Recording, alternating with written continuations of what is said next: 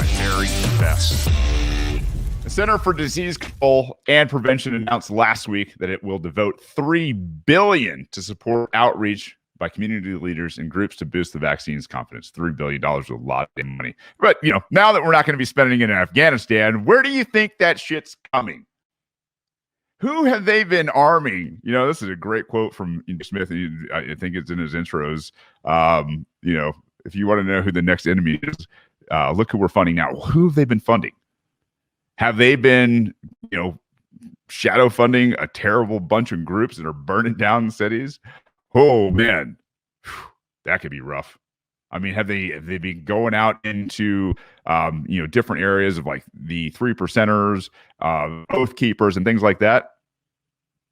Don't tell me they haven't. I know they're out there. I know they've caught a bunch of them out there. Michigan being one of the places where they tried this bullshit. It's called entrapment.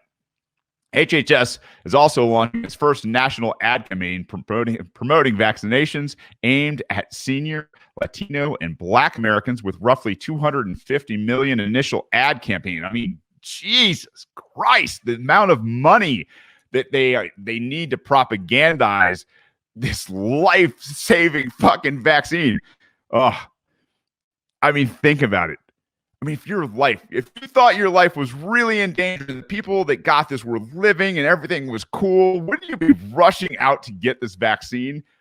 Instead, they're talking about $3 million to support outreach, another $250 million in initial ad campaigns. And this is just low ball estimates, something that might even be palatable. Like, do we even care about money anymore? No, we don't. MMT is one of those things that they're like, no, man, we're gonna try to ride this thing until we just can't ride it anymore, and then we're gonna just let the whole damn thing burn down. The White House is also developing. Oh shit! The White House is also deploying Dr. Anthony Fauci. Thank God, right? The nation's top infection disease expert. I don't think that that's a title that I'd be willing to call Dr. Anthony Fauci. He might be the nation's top infectious disease propagandist.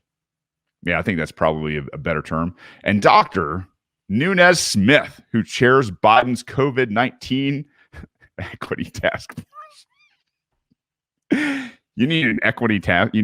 Seriously, you got to have a chair of a COVID-19 equity task force because things aren't even.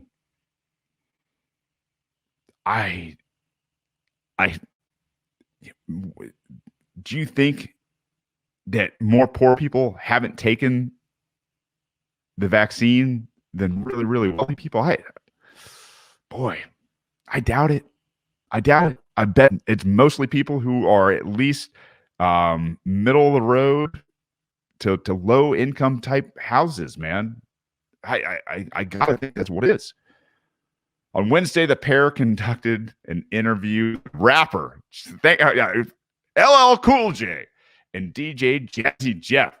Oh man, what you need is LL Cool J and DJ Jazzy Jeff's medical, questions to the nation's top infectious disease propagandist. How do you even write this fucking garbage, Zeke? By the end of May, the U.S. will have enough supply of COVID-19 vaccine to cover all adults in the country. Dr. Anthony Fauci, the nation's top, they did it twice in two paragraphs. Dr. Anthony Fauci, the nation's top infectious disease expert or propagandist, has estimated that 70% to 85% of the population needs to be immune to the virus to reach herd immunity, and they'll never talk about ivermectin, and they will never, ever, ever, ever talk about the people who got the virus and then lived through it, for God's sakes.